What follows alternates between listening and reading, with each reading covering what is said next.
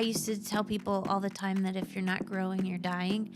So if you think about a plant is either growing or dying. If you don't water it, it's going to start dying. If it doesn't get enough sun, it's going to start dying.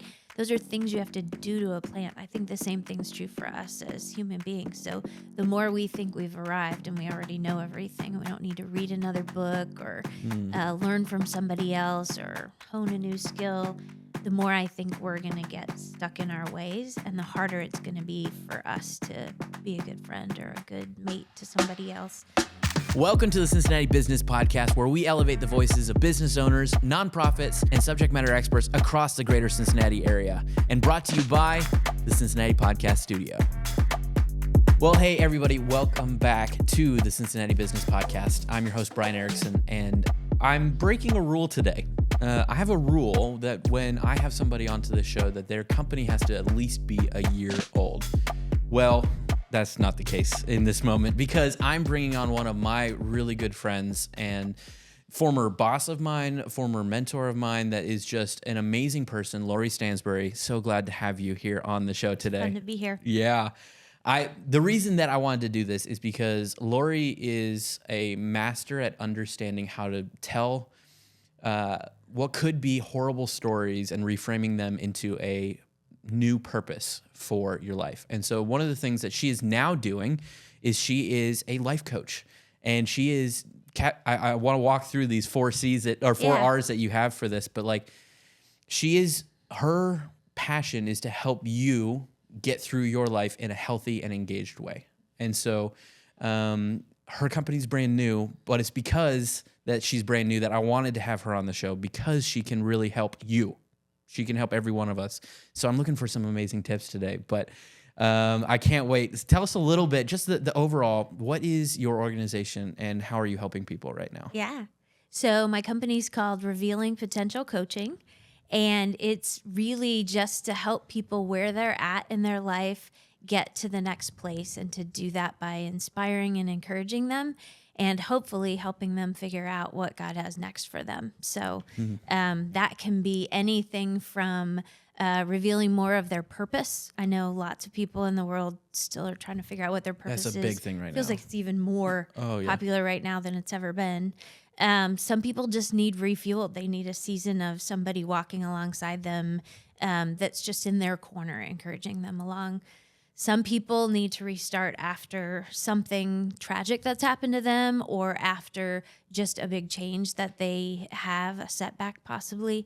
And then I think there are some people's stories that just need redeeming. They need to see what God's done through them, and how they can use it in a positive way in their future. So absolutely. And there you go. You just gave your 4 R's right there. That was so good. So I want to get into that, but I think one of the things that a doubter will hear when they say, oh, you're a life coach, like they want to understand why you have the skills that you have, like why they would want to trust you. So I think that comes from your story. So why don't you kind of walk us through a little bit of your story that brought you to the point that you're at today with your business? Great. I'll talk to the doubter piece of that first, though, because I would say that's something that I probably felt a little bit. Even though I've had lots of great people that have mentored and coached me over the years, but to pay somebody to do that type of work for them, I may have been doubtful in that too. And I think part of it is sometimes you think of that person and you think of, those weekly emails that you get from people that you wish you didn't get on a weekly basis, or, that there's something else they're looking for out of you. And really, I have always, I think in every job I've had, probably since I was 19 years old, I've just had a sense of like who somebody is and wanting to help them get the most out of who they are, not having them become somebody else, not having them just do what I needed them to do, but really who are they and how can I get God's fullest potential out of them? Well, and I think that's actually a really, and to put on top of that is that you just really care about people. I know that from working with you. And it's kind of cool that you get paid to do that. You just get paid to care for somebody really well, which is kind of awesome. It is. For an empath like yourself, I think that is an incredible thing to get paid to do. Kind of jealous. Yeah. It's kind of cool. I think for years I've gotten paid to do that along with a lot of other things, and it just feels really refreshing now that's really what I get to focus on and spend more time on it. Well, tell me about those lot of years that you got paid to do other work. Yeah. So what I did early in my life, probably the first 15 years of my career, was in retail. I was a regional manager for a women's clothing company, and I had 12 districts across the east half of the United States, like 125 stores, probably 15 to 20, mostly women in all of those. So I do have a lot of women experience, I will say, but I coach men and women. And just knowing their stories, knowing what motivates them, knowing some of the hardships of things that happen to people. You know, when you know somebody who's a store manager in a mall who is going through cancer and still has to work every day to support their children because they're a single mom and they don't have other options. You know, there's an empathy that you have for them, and there's a strength that you see in that person that you're like, gosh, how do they get through that? And how can I encourage and motivate them in that? So I did that for many years. And then for some strange reason, I was reading a book called The Prayer of Jabez on a vacation that we were on. And it talked about like stretching your tent strings. And the more I spent time thinking about it, the more I was praying about it, I felt like God was telling me that I was going to work with children at a church. Didn't make any sense to me at all.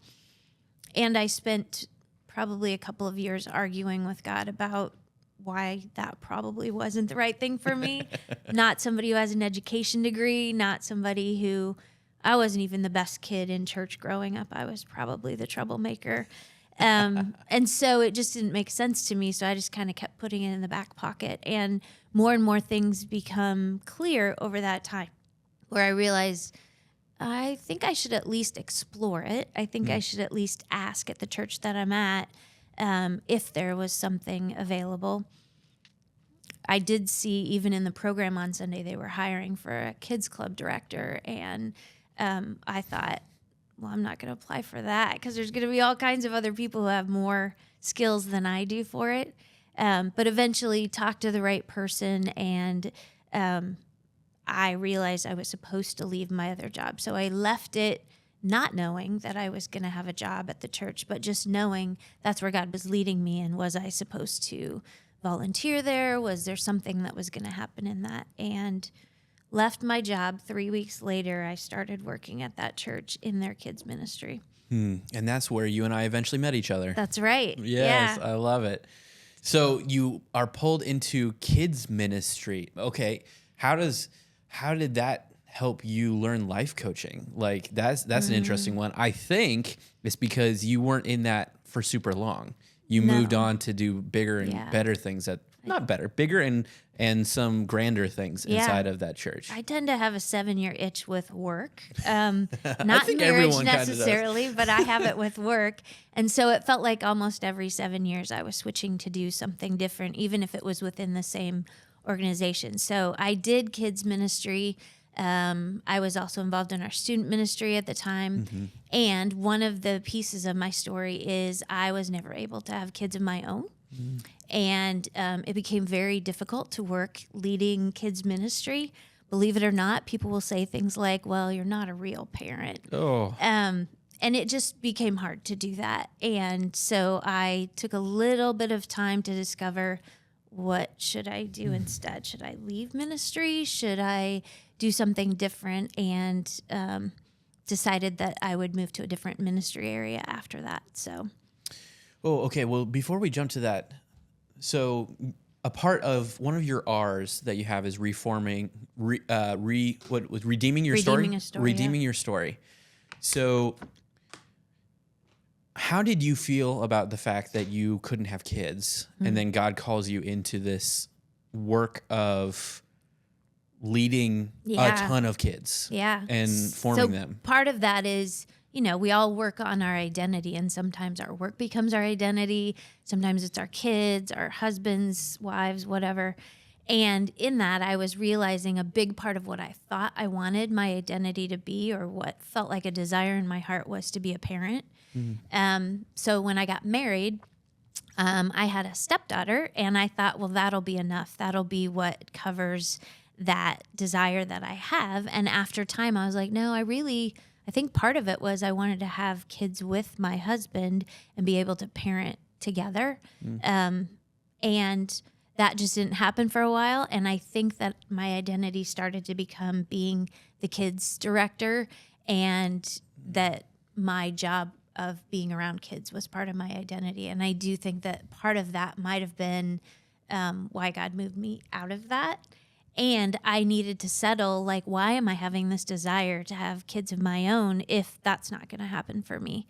And that doesn't make sense to most people. It didn't make sense to me. And I kept asking God. I mean, I did a lot of crying, a lot of soul searching in that. And I think until I really wrestled it down with God, I did not realize that I was meant to be a spiritual mom, but not necessarily a mom of my own kids. And about 3 years after I went through that journey, we ended up adopting twin 17-year-olds who are part of our family. They're 30 now. But that would not have happened if I hadn't opened my heart up to thinking, what's a different story besides just having kids of my own? Yeah. And in a way, you got your own kids. Yeah. That's great. We've added many other kids since then. We've mentored people that are like, we're their third parents. So we have 12 kids, 10 grandkids now. I love it. And I think I'm done. You're done with that? Okay, yeah. Great. Well, that's incredible. And I can tell that even still, that means it's still hard to accept that fact of not having the kids the way that you wanted. Yeah. But it's amazing how you were able to redeem that story and take it into something that now you get to care for all these other kids. It is. And it has helped me a lot with other people that I have led and ministered to over time, because it is hard. If you've ever gone through infertility, or you've wanted children and you can't have them, or going through the process of adoption, just thinking about that differently, that is a hard thing to go through. And there's not a lot of people in your circles that understand why it sucks to go to a baby shower, or why just a desire of your heart might not be what other people around you are wanting. Absolutely. My wife and I ourselves have dealt with it. I know a lot of people else who have dealt with it, and it is a weird thing that people feel like they have to suffer in quiet, like that they're not allowed to talk about it. Yeah. And I know we could derail and go down that path quite a bit, but yeah, I love that is something that you've been able to help people with as you've grown. Because I think that's a theme. I mean, I was talking with your husband before this too. Like it seems like God puts you guys through these incredible, I say incredible, but these crazy stories. Yeah. Because you are meant to help people on the other side of it. Yeah, sometimes it feels like a really fast checklist of like, all right, how about this? Try this. Okay, now you have experience in this. Oh, yeah, because I know that cancer for both you and your husband was a big story there. And so that was one of the things that you talk about with one of your other R's that you have in your organization, is trying to how to deal with the change of lifestyle that this sort of thing happens. So can you walk me through what it was like for you to all of a sudden find out? Because I think you were at Crossroads at the time when you were first diagnosed, correct? Yeah. Yeah. So I would say, I think it's been 8 years now. We've been through multiple things. So it started with me having breast cancer. At the same time I had breast cancer, my husband had cancer on his face. He had to have his nose right here removed and have his ear become his nose. So he had multiple surgeries. I didn't even know they did that surgery. Whoa. There's like a line right there that's right in his laugh line that's a scar. So we went through that together. I mean, to the point that literally I wasn't allowed to move my arms above my head, and he couldn't bend over at the time. And so we had people mowing our lawn, taking care of our dog, cleaning our pool for us, like anything you could imagine. We had just an army of people taking care of us. Whoa. And that was one thing that we learned through that, is just the compassion and care of other people, and that we were lucky enough to have people in our community to take care of us during that time. But I know what that's like to go through. And I would say me going through breast cancer, I feel lucky and blessed that I'm not someone who had to have more treatments and a longer extensive time. But I also know gosh, that's a really hard thing to hear those words. And I myself got to the place where I had to wrestle down, like, what's the worst thing that could happen to me if I've got cancer? I could die. And then I get to go to heaven. That's not that bad. Not too bad. And no. I know it's not quite that easy, but it gave me some internal strength to know that, like, nothing else could be that bad. Nothing. So we went through that. Probably a year later, either from radiation damage or just other things that happened, I went through 6 months of back and neck pain where I was at Mayfield Clinic for about 6 months. Had hard time walking, moving around, just was in so much pain.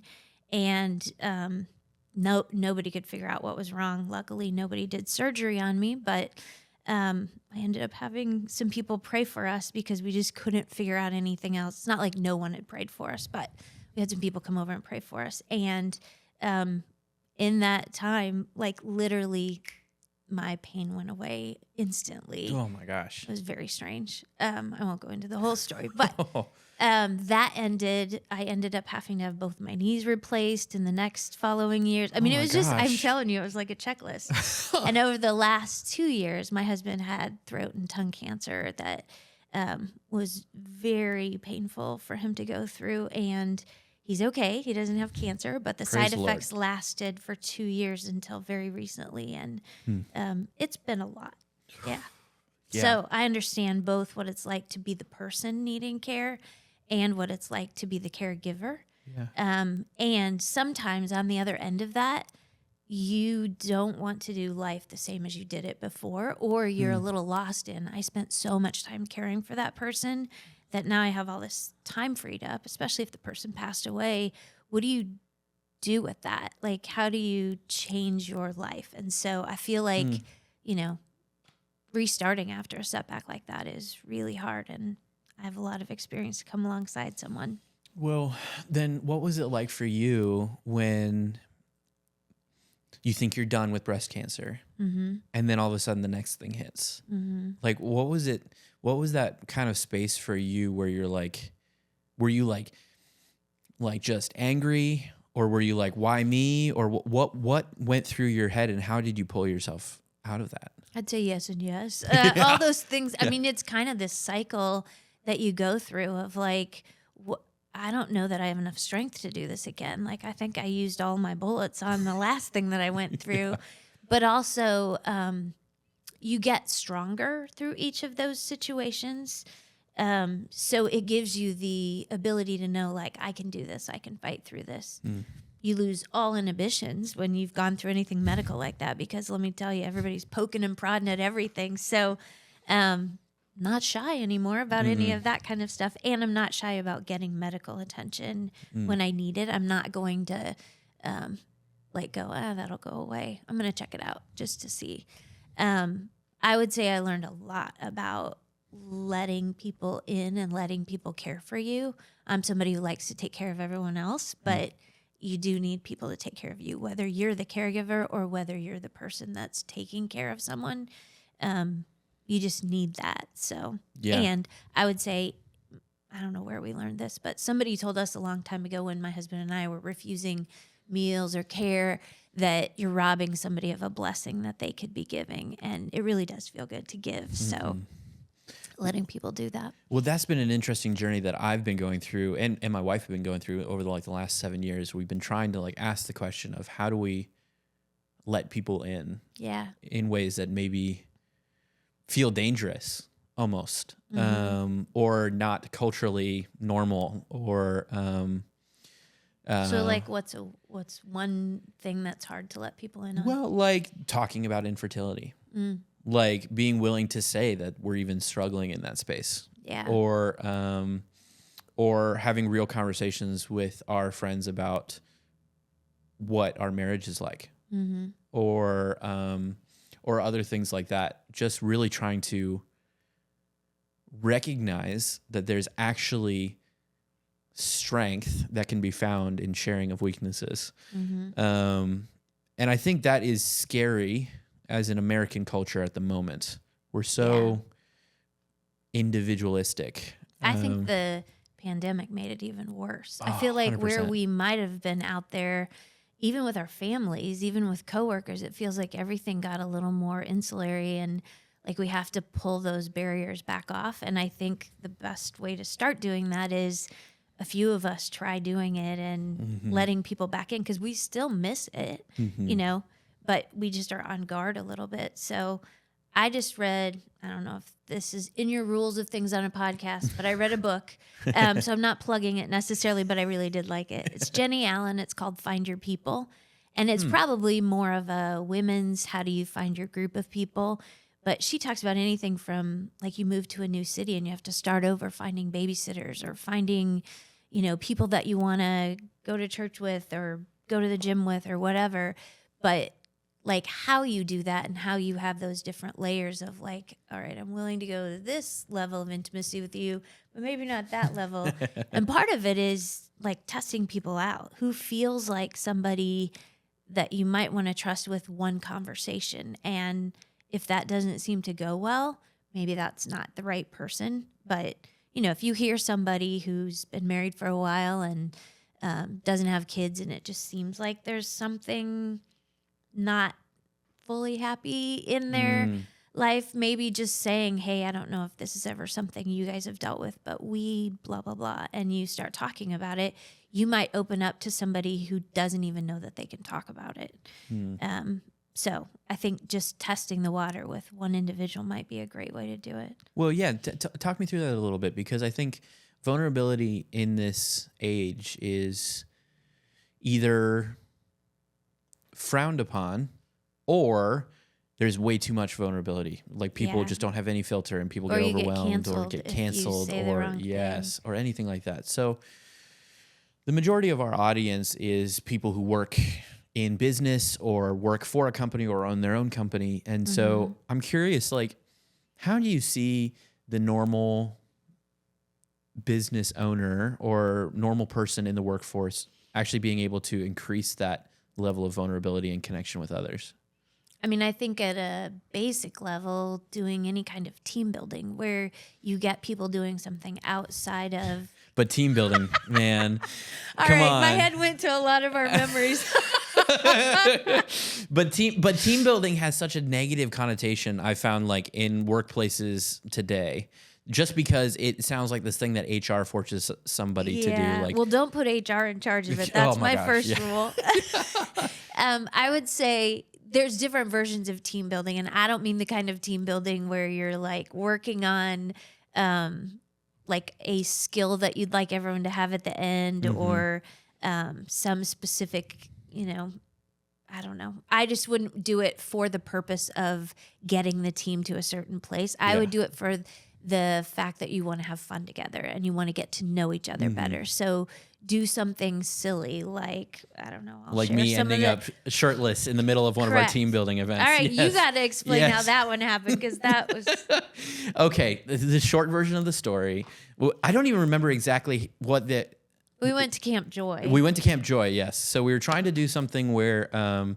like you were supposed to change something about your appearance. You're like back to back with somebody else. Paired up with someone else, and they have to see if they can notice what the change was in your appearance.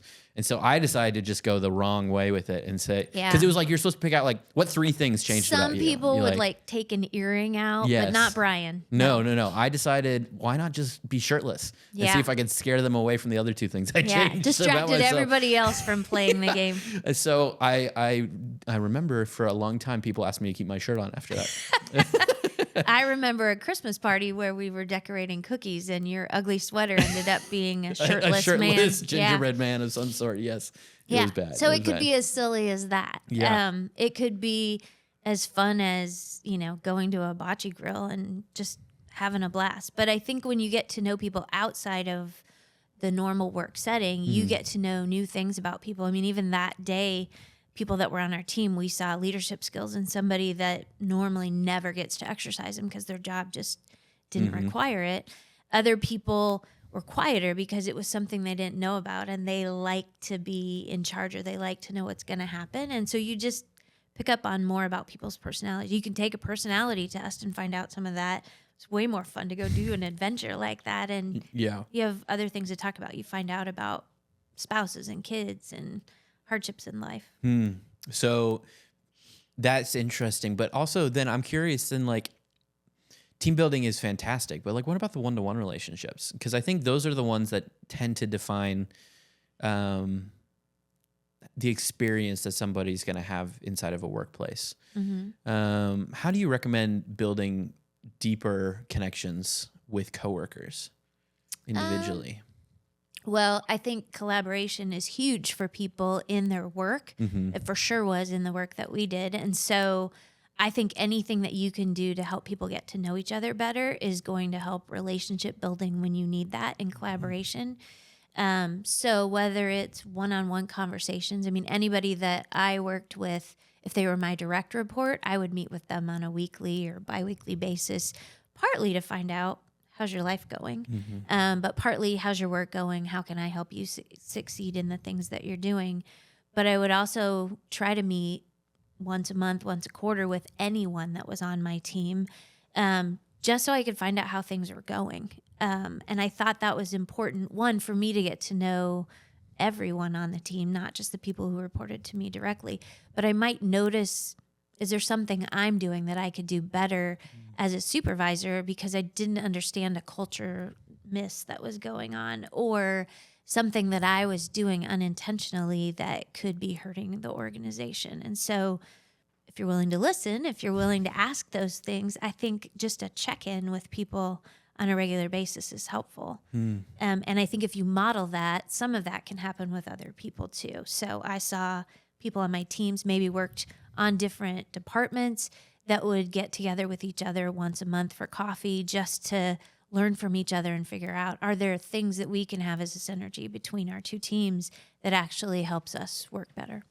Interesting. So one of the hardest parts about podcasting is the moment you stop talking. I mean, think about it. The majority of the work that you probably put into creating a podcast is in the editing phase. So what if you didn't have to do the editing phase? Here at the Cincinnati Podcast Studio, we help you just come in and talk. We do all the rest. We have the cameras, we have the microphones, we have the lights, and then we have the editing tools to create the perfect content out of your podcast. Not only do you get the full podcast in video and audio, you also get short form content that you can use across all of your pages in social media. So if you want to learn more, go to CincinnatiPodcastStudio.com/tour to learn more and schedule your tour with us today.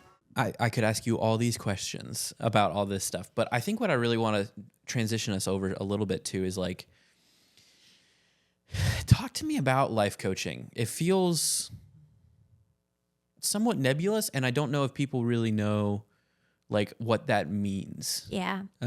So I think the word life coach can mean a lot of different things. In fact, if you look it up or if you're doing training on that, there's life coaches that do career coaching. There's life coaches that do executive coaching. There's trainers for physical fitness, lots of different things. So I think specializing in a specific area is mostly what I would see life coaches doing. And where I uniquely feel like I have something to offer is I was in ministry for 23 years as a pastor, but also leading a lot of different types of ministries in that time frame. And that gave me a lot of leadership experience, but it also gave me a lot of people that I led in that amount of time and a lot of interactions with people in different situations. So whether I was helping somebody really discover who they were as a leader, who they were as a person, and maybe some of the gifts that they have and how they could use them best, that was something that I feel like I honed my skills in over really all of the years that I've been leading.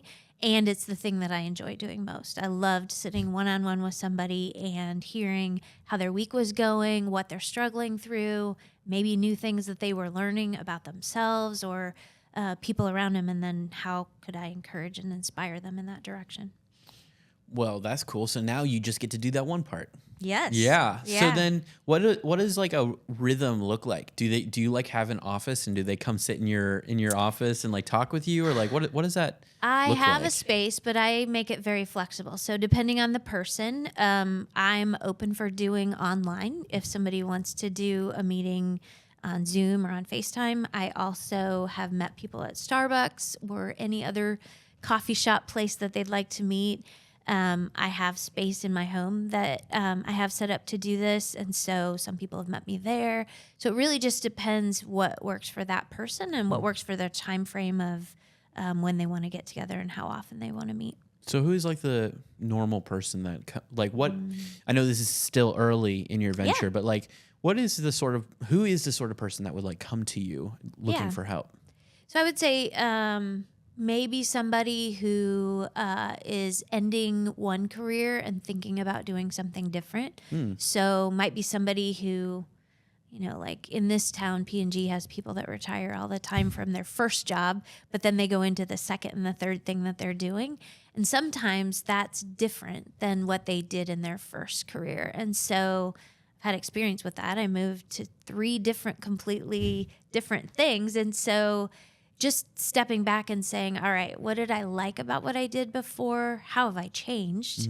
And what might I want to do again? And sometimes people have a good idea of what that is, but sometimes you just need somebody to come alongside you and help you think through some of that and figure out what are some things I could try out or where could I explore to figure out how to do that. So I have a client that I'm helping do that right now, figure out what's next and how do you take some of what you liked about that job and move it into the next thing you want to do. And before they go into any searching for a new career, thinking about what that looks like. So you're almost providing an objective third party. Yeah. Yeah. Where somebody who's like, I feel like I'm getting stuck at this point in my life and I want to try and get out of it. Yeah. And I feel like I have a level of discernment that I think is just natural in me to listen to people and pick up on what they're saying or what they're processing through and to just ask more questions to get to that. So whether it is, changing to a different career or processing some grief and some hurt from a situation. I've had situations where I've walked somebody through, they got let go from a job and thought that's the kind of job they wanted and realize probably that's not the best career for you or not the best role for you, and maybe learning a little bit more about what their real skills are, their real gifts are, maybe doing a little more self-reflection, self-awareness to understand what could be something different that I would do instead and how would I process through the emotions of that to get to the next place. That's interesting. So what is that? Tell me a little bit, like don't give away your secrets, but like what is that? How does that look? Like what is that process? So I'll make it simple. I think part of it is your story is part of that. So everyone has a story, like the origin of where you came from, but also the experiences that you've been through. So some of those are experiences of what you chose to do in your life. Some of those are things that happened to you, like getting cancer or having a job that you got let go from or a tragedy that happened in your family. Those are things that make up where you're at now. And some of us would rather like forget all of those. Some of us would rather not use any of that, but all of that creates a little bit of who you are. So I'd say your story is one part of it. Second part of it is just naturally, what are your skills and gifts? So we have different skills and gifts. I've used multiple different skills and gifts in my time at different jobs. But at that time in your life, what are the skills and gifts that, one, feel the most fun to use, come naturally, or things that you want to build on that you have right then? And then I would say the last thing is, like, what are your passions or what is your heart break for? So what are things that you just want to spend time on? And that could be things that are inside your job, but that could be things that are just, that's what you spend your time volunteering on, or that's what you spend your hobby time on. And if you're doing all of those things, if you're looking at your story and where you're at in it and your gifts and talents and what your passions are at that moment, there are probably lots of options of things that you could do either in a career or just in your life that would bring total joy and happiness. And I would say it's probably what God wants you to do.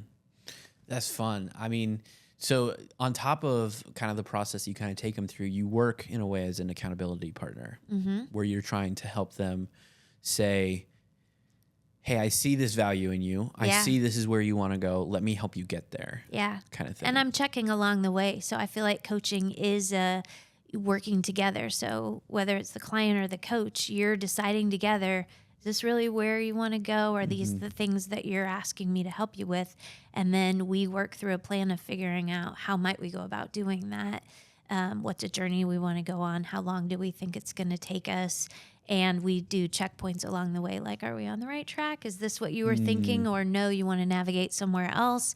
All right. Would you like me to help you with that? Or do you feel like you've got it on your own? Actually, I really like that because I know my wife and I often talk about when we're in something akin to that, where I'd say like counseling or something like that, where it often feels like you walk into one of those things and you're not really sure where it's going. Yeah. And I think sometimes I love how clear you're trying to make it of, hey, we have a plan. Here's what we're going to do. Here's how we're going to execute on that. And we're going to do this together. Yeah. I think that's actually really valuable to people because I think a huge part of this whole world that we live in, this life we have, is that we don't know what we should do next sometimes. And you're kind of trying to help people do that. I am. I would say one of the things that I do is definitely helping people and mentoring ongoing.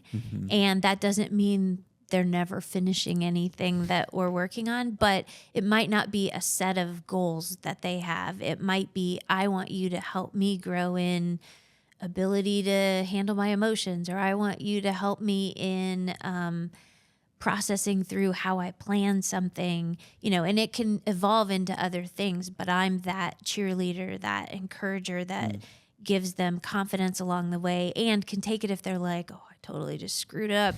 I'm not going to judge them for it. I'm just there to help them keep moving along and encouraging them along their way. So yeah, it feels good to have somebody in your corner. It's not your friend judging you or your spouse saying, come on, we can't do that. Well, I love that analogy too. Our first episode was with a business coach, Jim Diebold, amazing guy. And one of the things he said was, he talked about like Tiger Woods. And he's like, do you think that Tiger Woods' coach actually taught him how to play golf? No.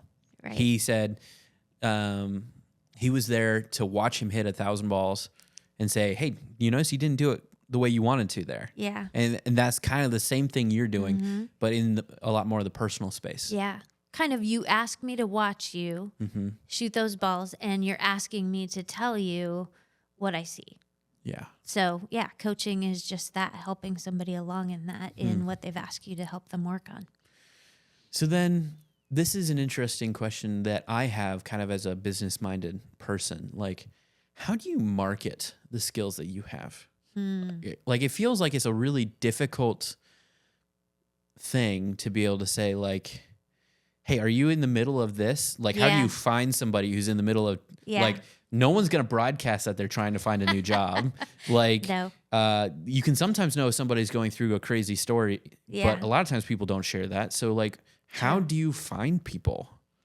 Well, I think right now, one of the things that is probably true just in being in my first year of business is I have a lot of connections over the years and the people that I've known, that I have plenty of friends who know someone who's going through a tough time.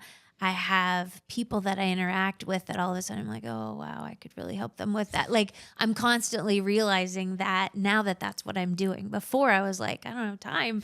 I have other things going on. Yeah. So I think just getting my name out there and letting people know where my website is in case they have something that they want to reach out for.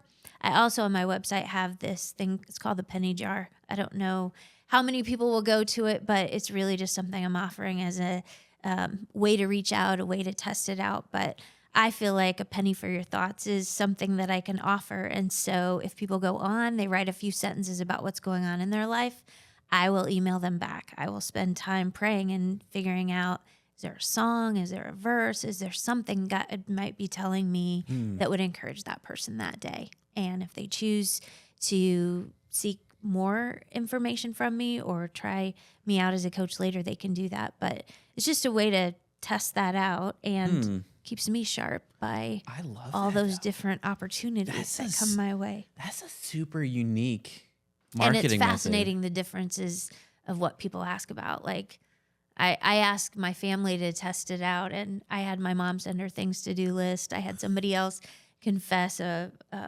addiction that they had. And I was like, oh, wow, just from asking those questions. But that tells you the difference in people's level of vulnerability. Some people are just not going to go very far in that. And some people are like, oh, you asked, thank you, because I really need some help. Well, I mean, from a pure marketing perspective, that is genius. Thanks. But also, like, that is such a cool idea that could almost be a business in and of itself. Yeah. Like, just write a sentence and I will help you. Like, that's interesting.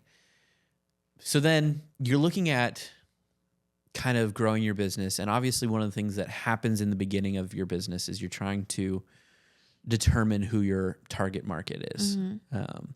And a lot of times it's like, hey, let's just try a lot of things and see what happens. Are you starting to see like specific areas or spaces or people that like are really starting to need more help and you're finding yourself really finding joy in that? Yeah, I would say I'm probably still in the discovering what that thing is. I've got the 4 different areas that I'm thinking about. I have something to offer, and I'm really just throwing it out there and seeing what happens with it. And I do think over time, I'll probably hone in on something that's more specific because more people want me for that. But I do think one of the things I'm passionate about is helping people reveal their purpose and just messing with understanding their identity more. So I have content that I help people go through to think through, like I said, what's your story, helping them think a little bit more about the details of their story and how any of that has impacted them, and going through whether it's different personality tests or things that help them figure out more of like, how are they skilled? What are some of their passion areas, to then get to a place of thinking like, how does this affect me? So some people, it could be in the same exact job that they're doing, but how they do it, or things that bring them joy in their time outside of work that they just haven't even thought they have permission to do. And so I've got, I don't know, there's like 18, 19 people that I'm running through those classes right now, that I'm just having a blast with. They're learning a lot. Some of them are overwhelmed. Some of them are excited about it. But I'm having a blast because I'm just seeing people open up and figure out more of who they are. Where I have other people, stepping into a different career, or just wanting ongoing coaching, or somebody who's going through a really tough time in their life right now, and they desperately need me in that season. I'm not a counselor, but I'm definitely somebody who can walk them through hard things in life. Yeah. Now, considering your story and your husband's story, with cancer being a huge part of it, or at least a dramatic part of it. Cancer is more dramatic. It is more dramatic, yeah. Do you see yourself potentially trying to grow your help in that space as well for people? Do you see that as potentially a subset of what your organization is going to do, or do you see it more of a incidental on top? I don't know. We'll see what my coaching business does with that. I think ever since I've had breast cancer specifically, one of the things that I feel like I might not have noticed before, I think that's true of anything. If you've gone through something, you notice everybody. Or if you're buying a car, you see those kind of cars everywhere. But I hear so many women going through breast cancer. So I don't know if it's that people knew I had it, so they bring it up, or if it's just things that I've noticed more. But I have a devotion, and I make these heart-shaped pillows for anybody that's going through breast cancer that I hear about, and I send it to them. And it was really powerful for me. The devotional, this is kind of a cool story. Somebody that I worked with early on in the kids ministry years died of breast cancer, and she had that same devotional book she had written in it, gave it to somebody else that I worked with that had cancer, and they wrote in it, and they gave it to me when I had it, and it meant a lot. And so I just feel like that's something that I can offer to somebody else is, this got me through a tough time, I want to give it to you. So I still wish I had that book, but I gave it to somebody else. Well, you had to pass it on at that point. I did. Yeah, you did. It was only the right thing to do. It was. Now, tell me, what was it like? So a big thing of what you do is you help reframe people's understandings of what's going on to them. Yeah. And obviously, you had just had a friend you knew die from breast cancer, and then all of a sudden you're diagnosed. Mm-hmm. Walk me through, how did you find yourself working through that? It is scary. I think for some reason I've never thought anything like that was going to happen to me. And so even just getting the call that I had cancer, I wasn't expecting it. You know, you go through the appointments, biopsies, whatever. And I got a phone call, wasn't expecting it. I was at work. I just sat down at somebody else's desk and they were like, hey, by the way, you have this. And they started telling me all the whatever else was going to happen. I was like, whoa, can we just pause for a second? Because I gotta get used to the idea that you just said I have cancer. So I think part of it is you think through all the people you've known that passed away from it, or the complications, or how is this going to affect my life? Like, I have work to do. How am I going to take time off from work? All of that is just what races through your head. And I think you go through stages of grief just like you would if you've lost somebody. You know, you're in denial, you're upset, you're like trying to figure out what's going on. But I think you just have to come to a realization of, all right, now what do I need to do? And I think I panic first, then I talk to God. And then I get encouragement from friends. And then I somehow get just this strength inside me to just go after whatever it is. So I think it's been true since I was a kid. Like, I'm the kid who, if an emergency happened, I was like, Mom, we'll be good. This is all right. It's kind of how I'm wired. Yeah. Yeah. Well, one of the things that I've seen, even amongst my peers, is a lack of friendships, at least deep enough that people can go to others and say, hey, I'm hurting, I'm struggling. Say in that same specific example again, like, what if you didn't have those friends that you could rely on? Yeah. I mean, one, that is something that a coach can do, but I also think there are lots of services out there in the midst of you not having those friendships that you could start with. So whether it is going to a counselor, whether it is talking to a local pastor, whether it's talking, I mean, there's all kinds of online things that you can have, because part of it is you starting to get your feelings out there. And then you can figure out who might be somebody that I could trust with those feelings, or I could trust with what I'm saying. And it takes vulnerability. So I think the hard thing is we just have a hard time being vulnerable these days, partly because you get canceled or people have different opinions. And I think it starts with being somebody who's willing to do that. And it's the language that you use when you're doing that. So trying to think of an example, but you could be talking to a friend about politics, and the way that you approach it could make it an easier conversation than if you're just like, well, I think this, you know? Yeah. I mean, if you say, I know everybody has both points of view, but man, it's really hard to watch that right now. How are you feeling? Yeah. It's an easier way to like ease into it and see how that other person's going to approach it. Yeah. But again, I think you just need to be a good friend if you want a good friend. And so part of that is opening up a little bit in your vulnerability. And part of it is actually spending the time to listen to somebody else, spending the time to encourage somebody else. And we don't tend to do that. You know, when we're in conversation, sometimes we're already thinking about our response when somebody's talking. We're not even listening to what they said. And that stings to think about, but it's really true. 100% true.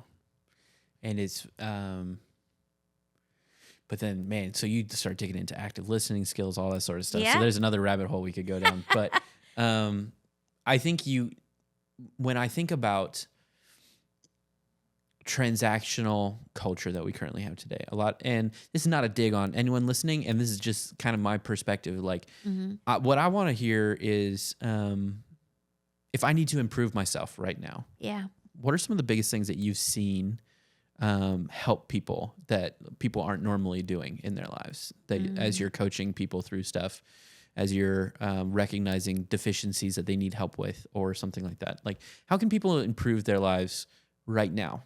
Like, what is the biggest thing? I think there's a combo. So one, I think is just being willing to keep working on yourself. So I used to tell people all the time that if you're not growing, you're dying. So if you think about a plant is either growing or dying. If you don't water it, it's going to start dying. If it doesn't get enough sun, it's going to start dying. Those are things you have to do to a plant. I think the same thing's true for us as human beings. So the more we think we've arrived and we already know everything, we don't need to read another book or learn from somebody else or hone a new skill, the more I think we're going to get stuck in our ways, and the harder it's going to be for us to be a good friend or a good mate to somebody else. So I think that's one thing. I do think our fear of being vulnerable, of people judging us, is something that just grips us. And so just trying something like be bad at a sport in front of somebody, or try a food that you normally don't like, just to see what the experience is like. It'll like put you out of your comfort zone a little bit to try to do something else. But I just think we need to keep trying to be closer to other people. We need to keep trying other friendships. So if you've got a set of friends and it feels like you're social and that's just it, friends, you do beers on Friday night, but there's not more substance to it. Or when the football season's over, you don't really have anything to talk to that person about because you're just fans of that team together. That might be a sign maybe those aren't your close friends, or it might be a sign that you haven't taken that friendship to a deeper level. And if you're somebody who's more introverted and more not the aggressive type, you're probably going to look for what are the environments that I can put myself in. If you're somebody that's much more outgoing, thinks about improving yourself, then you're probably the person who needs to be the one making the move to try and go out there and find new friends. But I'll say, our daughter moved to Denver and didn't know anybody, and she's not someone who meets people that easy. She's an introvert. She joined these meetups that were like everybody was going to a comedy club, and literally that's all they did. They all met at a place, sat at a table, watched the comedian, left. And that was a start for her to get out and meet people. She met a few people she liked from that. She did another different kind of meetup where you go play board games at a certain place. And she's met more friends from that, and those are friends she spends every Thanksgiving with because she doesn't come home for Thanksgiving. So it's a start, and that has nothing to do with deep philosophical thoughts or helping somebody when they're sick, but it's just starting a genuine friendship and picking things that you like and trying to do something with that. Well, we often, I've often recognized that the best version of myself is the one that rubs up against other people. So when I have the ability to be myself around other people and learn from them and also make mistakes in front of them. And I think that's great. And I think the cool thing that you are doing is you are offering people a safe space to maybe try that out in a way that they haven't done before. Yeah. Be a person who, or be willing to say, here's my flaws. I don't know how to deal with them. I need some help. Or just, hey, I feel like I am stuck and I need help. And I do think the more people get to know themselves, the more they're not as self-conscious or worried about some of that. So if you think about, not everybody likes all the personality tests, but if you learn 6 Geniuses and you learn how people operate at work and what your gifts are versus somebody else's, then if you're not the person whose ideation, you're not going to come up with all those ideas, and you're not going to put yourself in a situation where you have to be the one coming up with ideas. You can be comfortable going, I'm the one who executes when everybody else comes up with the idea. Yeah. Or, that's why I'm the person who keeps asking questions after we already made a plan. It's because I question to make sure we're on the right track with things, and to know that's your place and it's okay and not everybody's going to like it.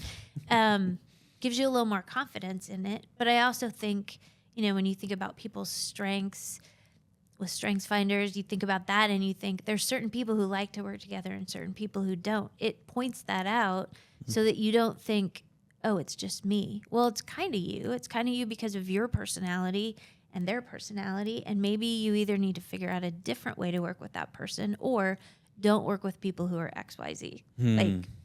You'll just find that out. If you have a strong personality and it rubs against this certain type, pick a different job, work with different people. It has nothing to do with like you not being a good person or them not being a good person. But the more you learn about yourself, the more confidence you have, I think, to just walk in that and be okay, even if not every single person likes you for that.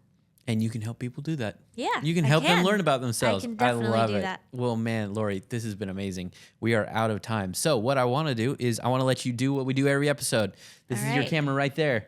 Give your 30-second pitch. Tell us who you are, what you do, and how they can get in contact with you. Sounds great. My name is Lori Stansbury, and I lead Revealing Potential Coaching, and my website is loristansbury.com.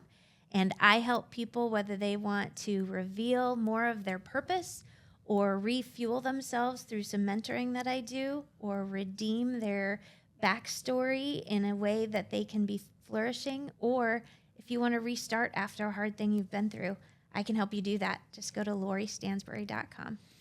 See, guys, I hope you love her as much as I do. This has been amazing, Lori. Thank you. It's been great. I really appreciate all the time that you spent here today, and I'm really excited to see how your organization grows over time. Me too. Yeah. Appreciate it. Thanks.